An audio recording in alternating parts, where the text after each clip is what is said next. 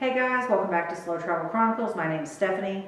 I'm Garrett. And in this video, we're going to talk about some of our time in Utah, specifically when we visited Canyonlands National Park. It was our first time there. And if you haven't already seen it, I have a link to our Airbnb in Monticello video. Go check that out. So we did several hikes in both the Needles District and the Island in the Sky District. Garrett's going to be able to tell you a little bit better about those just because, you know, people aren't going to like this. It's all rock to me and they start to blend together. It was very pretty. I'm glad I went, and I do remember some specifics, but not as much as he did. So you want to tell us about some of our hikes? Tell them about some of the hikes. Tell me about some of the hikes. Two things. I love Canyonlands. It's one of my favorite national parks, hands down. I thought it was great. And yeah, it's rock, but it looks different from the other rock in the state. So don't let Stephanie dissuade you from going there. Anyway, she mentioned we went to two of the districts, Needles and Island in the Sky. Needles was closer to our place in Monticello. I absolutely loved it, but it is a little bit more rough and rugged than Island in the Sky. Needles is more backcountry, four-wheel drive roads, hikes that are like 6, 8, 10 miles, and we didn't do any of those. While we were there, we did the Pothole Point Trail. It's like basically half a mile around the giant rock. And then the Slick Rock Trail, which was like 2.5 miles around a lot of rocks. And the trails there have, at least the ones that we did, have just sweeping views of the horizon. I mean, it's just beautiful. You can see for miles. You can see the Needles Formation. We really enjoyed it. The day we were there, it was hot. It was mid-70s. Which, when you're on trails with no sun, Or no shade. No shade, yeah, a lot of sun, no shade, can be a bit much at times. But being from Memphis, the heat wasn't too bad. But you know, if you're from somewhere up north, not used to the heat, bring extra water. Yeah, I would say this is where I started getting my exercise in and gaining my trail legs. I think I did better as the trip progressed, and we're going to talk about other national parks. But the Pothole Point, that was super easy. I like that one because I could do it. We did all of them. I did do all of them. Which ones did we do? We did Pothole Point. And Slick Rock. That was in Needles, and then what did we do? Yeah. And then Island of the Sky is a bit more of a polished area, and by that I mean the visitor center is bigger, they got more facilities, they got a lot more parking lots, they have more hikes.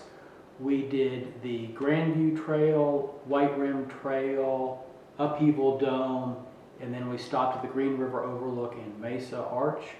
We didn't do any of the longer hikes. You know, quite frankly, this was our first couple of days in Utah, and neither one of us had the legs to like hike down into a canyon and then hike back up. So we did the easy stuff. And it was beautiful. You had great overlooks and sweeping views over the Colorado River canyons and the Green River canyons. It was all just really nice. But I will just point out, the Island of the Sky District is fairly close to Moab and it's close to Arches. So it gets a lot more traffic. People that are in Moab and just want to go to Canyonlands, they're going to go to Island in the Sky. Needles District, shoot, there wasn't hardly anybody there, and it was awesome. I should point out that we did this over 2 days. We had attempted to go to Arches one day and check out that video, our recap of Arches, but we couldn't get into Arches, and so we went to the Island in the Sky District. We ended up the next day, or a couple days later, coming back to Moab, and we rented a hotel room, which wasn't in our initial plan, just so that we could get up and get to Arches early in the morning. So you may want to consider that. Also, one of the things that you should be aware of, you are in the middle of nowhere in Canyonlands, and when their visitor center closes and the entrance gates close, you could drive in, they don't really care, I guess, or you probably don't care. But if you break down, you're stuck. So as we were coming out on our second day, there was a lady that was probably 60-ish years old, and she had a flat tire, and she didn't have a spare. She had an electric vehicle that had a pump. She didn't know how to use the pump. She waved us down. We tried to help her, but we've never used that type of pump. It was one of those with sealant in it, so you spray the sealant in, it supposedly kind of fills in the hole, fills up the tire so you can get to the nearest service station. when we pulled it out, it had instructions, but you had to scan the QR code to get the instructions, and you're not scanning anything and getting any internet out in Canyonlands. Yeah, so we flagged down several other cars. A group of guys stopped to help. They weren't any help at all, so we ended up driving her into a outpost type of area where she was able to get make a call, but Yeah. she was probably stuck there. It was a Saturday, I think, or Friday It was night. a Saturday night, about 7 o'clock, just before sunset. And, it was funny, we spent 5 or 10 minutes fiddling around with this contraption with the sealant and the air pump, and decided we weren't sure how to use it and didn't want to screw it up. And these guys joined us, and we explained the problem. And one of the guys goes, "Well, I'm a mechanical engineer, I'll figure it out." He didn't. Famous last words, he couldn't figure it out either. So, just beware if you're going to be out in the middle of nowhere. Make sure you have a couple extra gallons of water. We did.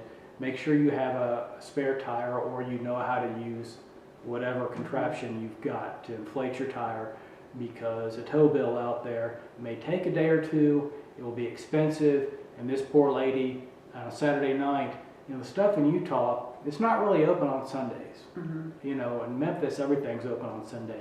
In Utah, no, not really. So it's not good.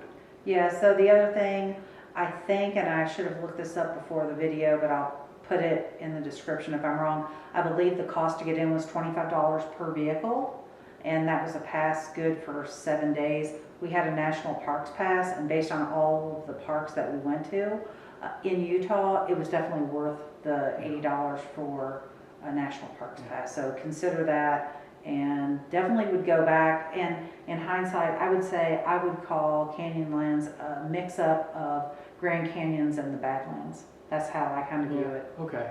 I would say this: if you're just going there and you're not in a four-wheel, truck with off-road tires, if you're just going to see the sights, probably about 3 or 4, maybe 5 hours in the Needles District is plenty, because really there's only 2 trailers you can do. There's not really any overlooks. Island of the Sky District, maybe 5 or 6 hours if you do a couple of the shorter hikes. Don't go on any longer trails. You'll see everything, and I think you'll really enjoy it.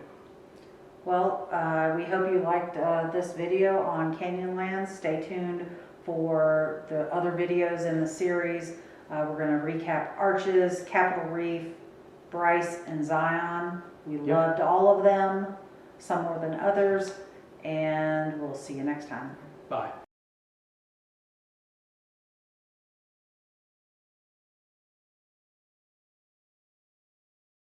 This view is super nice.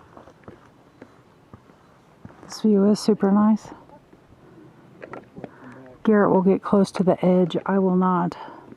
So if he ever is found on the side of a mountain, he fell. I couldn't get close enough to push him.